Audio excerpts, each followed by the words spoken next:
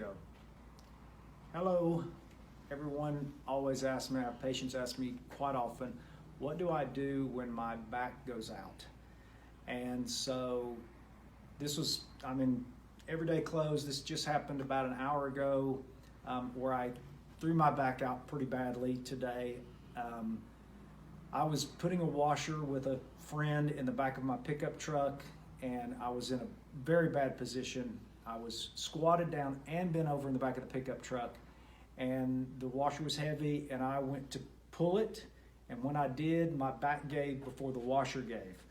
And it was one of those where it was quick and put me basically laid down in the truck right after it happened. I knew what had happened immediately. This is something that commonly happens when you get in your mid-30s. Your back starts what we call, people say my back goes out. And what that means is you get a quick strain, your body goes into an alarm, and you get a sharp pain, and your back seizes you up where you can't keep aggravating it, is what's happening. Mine did that today about an hour ago, and it was to the point they hurt so badly. I understand why people say, I felt like I needed to go to the emergency room, because you do feel like that. It feels like a stab. A lot of times it feels like it goes all the way through you. Mine was going into my stomach as well as my back. And then when you try to sit down, typically they are way worse. Sitting puts more pressure on your discs. In just a second, I'm going to explain to you what is actually happening. What I did was I got out of the back of the truck as best I could, climbed out while holding on. Once your back goes out, it's like you've got to hold on and keep pressure off the part of your back that hurts. Usually it happens on one side more than another. Sometimes you can't tell because it's in the center, but usually it's one side more than the other. A lot of times you end up leaning away from the pain or toward the pain, and there's reasons for that. But either way, so your back's gone out. So what do I do when my back goes out? So I immediately knew what I had to do. First of all, it's not that anything terrible is happening.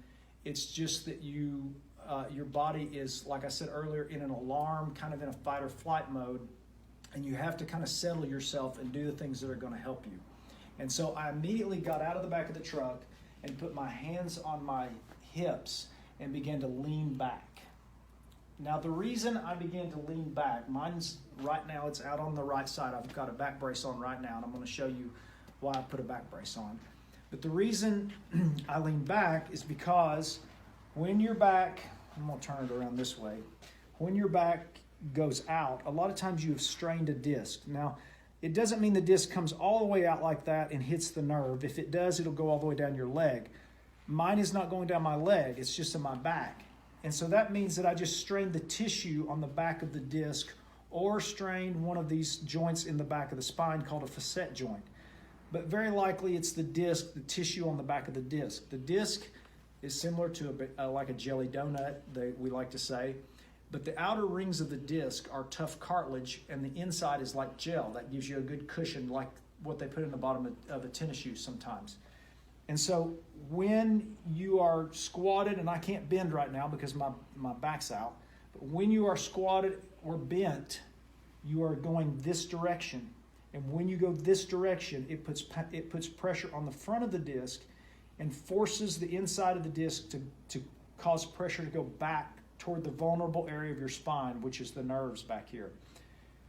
So you do that, you put too much pressure, and you get probably some straining or some little slight tearing in the tissue on the back of the disc. The disc has nerves that tell your brain what's happening, and your body wants that stopped immediately, and so it sends you into an immediate spasm in your back. And then you're left with some swelling in that area, let's say like that right there. So what I did immediately, the reason I leaned back is because I want to put pressure on the back side of the disc and begin to get the pressure to move forward away from the vulnerable area, and that will calm your back down. After I did that, I began to walk as best I could. It's hard to walk because it locks your leg and your hip up a bit, but I began to walk to try to get my back to just loosen up. Walking kind of resets your body and lets your body know that, hey, I'm okay, you can let me go. Now, it won't happen immediately. This is probably going to last me a good 3 or 4 days to get over the biggest part of it. But the first day, you've got to start treating it. The other thing that you could immediately do, and that I haven't done yet because I haven't had time, but the other thing you immediately do is you want to get on your stomach and begin doing what I call seal stretches or cobra stretches. And so I'm going to demonstrate those to you right now. I'm going to go slow myself, and I'm doing them in the back brace, which is fine. I'm going to get like this, and that feels really good to the back. Now, sometimes your back's out so bad that your body makes you think you can't do this. But you should try to get in this position unless it goes down your leg. If it's going down your leg, then this is a bad position and don't do this. But if it centers the pain, takes it out of the leg or out of the buttock and brings it back to the back, then you want to stay like this. Now, I recommend that you either stay like this for 6 to 8 minutes, or you do a series of pumps where you come down for a second, and then you come up and hold it for a 10 count. And you're letting your lower back just sag right into the table. In fact, I like to push the pelvis, into the table or the surface that you're on. Now, if your back's out, you don't want to get on the floor. And so you can do it on the bed if you need to, or a hard surface. A hard surface is better. And so ideally, I would sit like this for about 6 to 8 minutes. And then you'll do that about 5 to 8 times a day. You can do it every hour. I'm going to come up. So sitting is difficult because sitting, once again, puts you into that position where you're bent forward.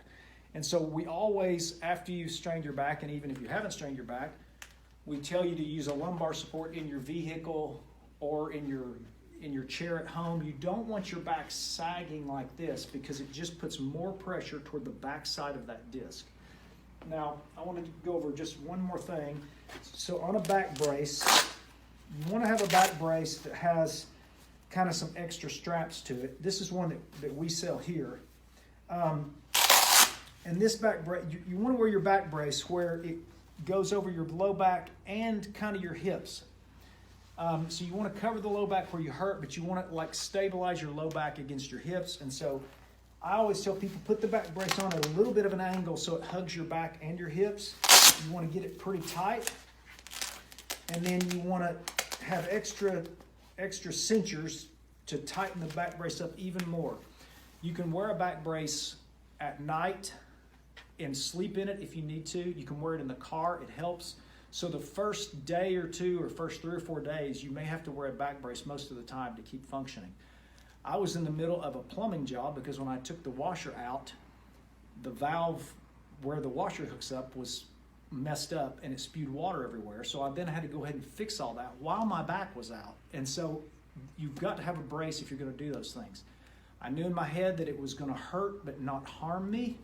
And so I went ahead and did that. Today I will use ice 30 minutes several times a day. I'll probably take some Aleve, and I'll continue to do seal stretches. There's one other stretch I recommend, and I'll have her turn the camera over here. Whichever side your back is out on, you want to put the opposite side against the wall. So my back's strained on the right side. I would put the left side against the wall, get this arm out of the way, step off the wall with your feet, and I'm going to put pressure on my hip into that area, and I'm putting the brake on the painful side. Now that's very painful today, but you want to go back and forth and do that. That's squeezing that disc back to the center because it's out to this side. And so I will do several of these today too to try to get this doing better. I'll walk several times today, and hopefully I'll be through this back issue in the next 3 or 4 days and be smarter the next time I'm lifting something. See y'all.